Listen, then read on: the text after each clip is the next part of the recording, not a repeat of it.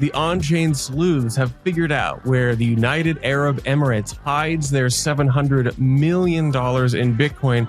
We cover all the stories you didn't hear this week on mainstream crypto news. Welcome back to Bitcoin Season 2.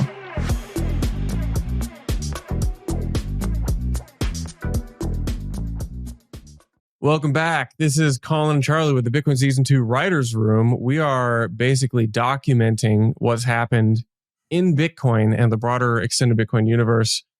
How you doing today, Colin? Doing well, man. The first breath of fall is in the air. It's starting to cool down around the U.S. Not necessarily where I'm at, but I stepped outside today and there's that crisp smell to the breeze, and I'm looking forward to that. But overall, doing pretty well. We've got some interesting stories lined up today. Some intrigue with nation state Bitcoin holdings, always a crowd favorite. And also reason number 400 why you should never fade Chainlink. Yeah, it's cool in your part of the world, but we're going to go where it's the absolute hottest. We're going to the United Arab Emirates because the on-chain sleuths at the Asylum of Arkham Research figured out where the UAE has been stockpiling all of their mined Bitcoin. So we have here a wallet that Arkham identified with $700 million in Bitcoin that's been mined from a mining site or a mining venture, I believe near Abu Dhabi in the UAE. And it's owned and operated by Citadel, not Keith Griffin or Ken Griffin's Citadel, but rather Citadel, I guess a domestic company to the UAE. And we have, there you go, $712 million associated with the UAE Royal Group, which is a lot of Bitcoin to have mined. We're looking, they're going to close in on $1 billion of Bitcoin. I think it might be fun, Colin, to pull up and show the viewers what a $700 million Bitcoin mine looks like.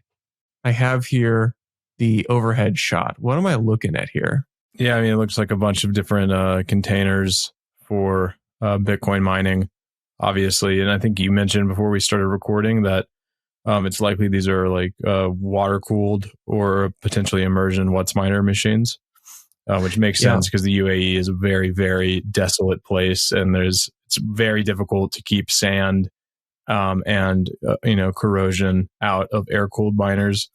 There are a lot of interesting tidbits about this find from Arkham, assuming that it's accurate. They produce pretty good work, so I would imagine it is. But it seems like they're using Foundry for their mining pool. Not really a big surprise there. And I think you mentioned as well before we started recording, Charlie, that Phoenix Group is involved in this. That's actually a Phoenix Group site. So I don't know if they're using Citadel for mining services or for deployment and stuff, or managing wallets. I'm not really totally sure. But I also wonder, the UAE has a number of sites in partnership with some of these different companies. They have one with Marathon. Wonder, is this all of it? Does this include stuff from their JV with Marathon? Not totally sure, but it just an interesting addition to the nation states that are quietly stacking huge troves of Bitcoin with their mining operations. Bhutan, as of June 2025, 12,000 Bitcoin, and at the time in June worth approximately 1.3 billion. It makes sense for these nations that have a surplus of energy, right? And they're partnering with some of the biggest companies in the industry, and so they don't have to worry about operations too much. They just get to sit back and reap the rewards of monetizing some of that excess energy. So yeah, if you're one of these, the thing in the US is if you're a publicly traded company, you're in DC a lot, as we've seen, advocating for the mining industry, saying, please, Mr. Trump, or please, Mr. Biden, don't ban us. But in the UAE's case, when the sovereign wealth fund also owns the mining itself, then you have true, it may not be the nation state itself, but it's, an extended financial arm of the nation state. And in this case, this is Citadel, which apparently was worked in conjunction with Phoenix Group, which, by the way, Phoenix is a publicly traded company. in the UAE. Story about Phoenix actually started in the US, I believe, many years ago, went overseas to operate. And so this is like, they have experience mining at scale. So this is like, as I show on the screen here, if you're watching this, this is an overhead of what appears to be a very, very, very large Bitcoin mine running hydro water cooled, probably closed loop systems. You said like, so the sand doesn't get in. And it's funny because like you might think that's just a trope, but like, look at this picture. This is a mine in the middle of the desert surrounded by sand. The only other two distinguishable things on here are 3 soccer fields, little dots of green poking out, and then what appears to be some just like office buildings. So like, yeah, this is probably the future of Bitcoin mining shot overhead. Let's move on to the next thing, which is the next nation state Bitcoin crossover. Earlier today on Thursday, the United States announced in a press release that the US government was posting macroeconomic data to, quote, the blockchain. And what that means is they're publishing basically data feeds to multiple blockchains. And they listed them here, as you see on the screen: Arbitrum, Avalanche, Base, Ethereum, Linea, Botanics, Mantle, Optimism, Sonic, ZK Sync. Now, that's kind of a word salad probably for most Bitcoiners, and even probably a lot of crypto people who haven't heard of every single one of these blockchains. But the one on here that's Bitcoin related is Botanics. It's a Bitcoin L2 that basically runs EVM on the back end. So it's the same kind of execution that Ethereum has. And what this is that the US government partnered with a company called Chainlink, closely tied to Google, to basically post this data to what appears to be EVM compatible blockchains. Botanics is a Bitcoin L2, meaning they post that data back to Bitcoin.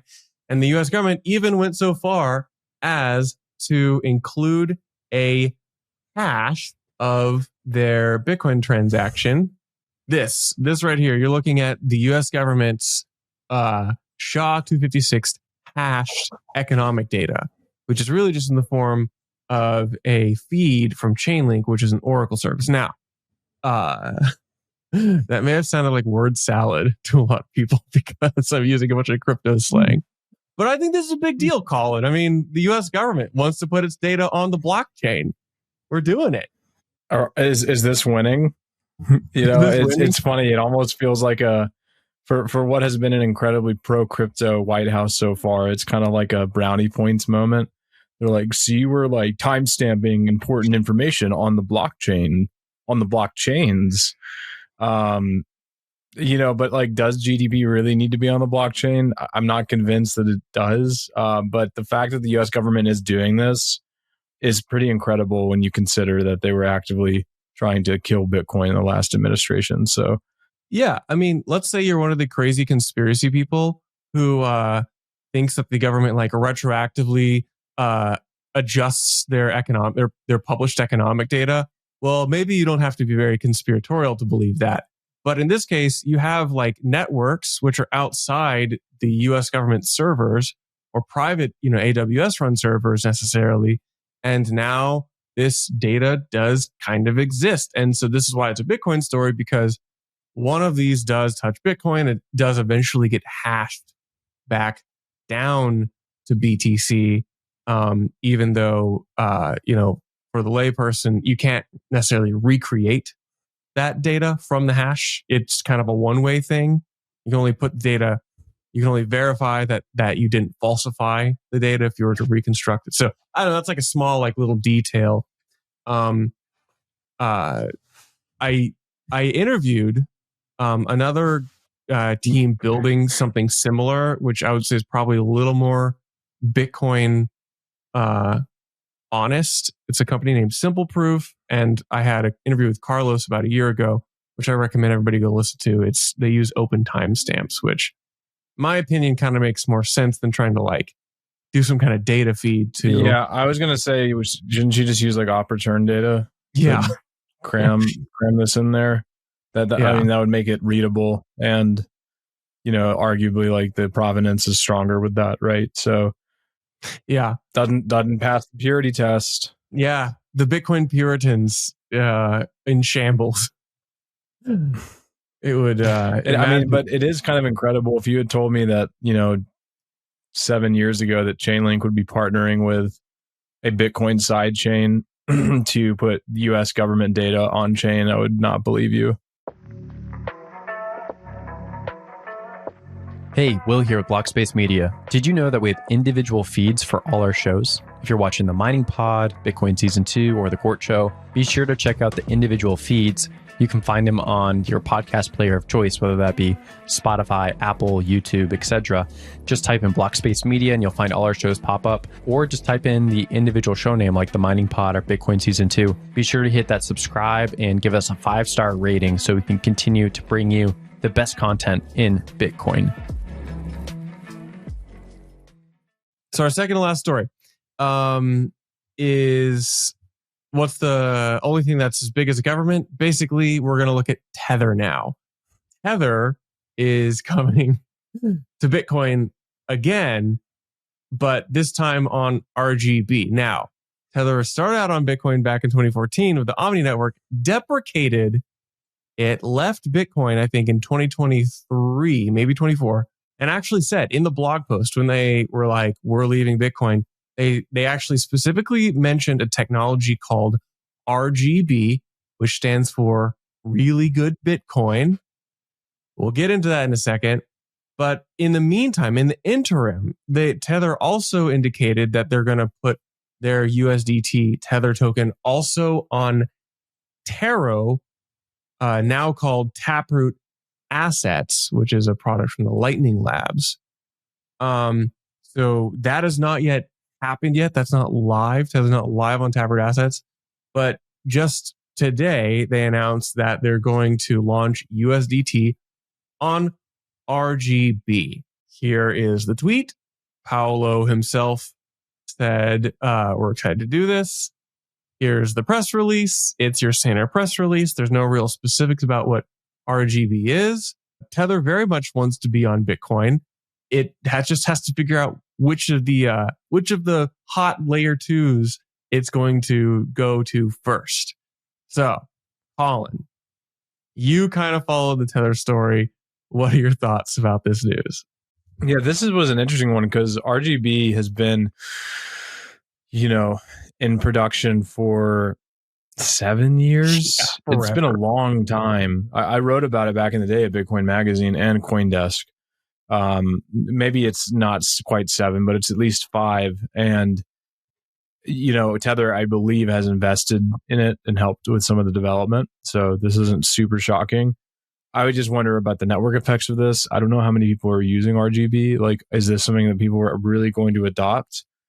If the transaction fees are low enough and they can actually get RGB wallets in the hands of users, then I think that, obviously you could see some pretty significant adoption, but a lot of Tether's volumes are on things like Tron and these really cheap L1s that are favored and some of the global south where a lot of these stablecoins are used. So the interesting thing is that, yeah, Tether has put some resources toward RGB, maybe not directly, but rather by way of Bitfinex, the exchange, which is closely associated.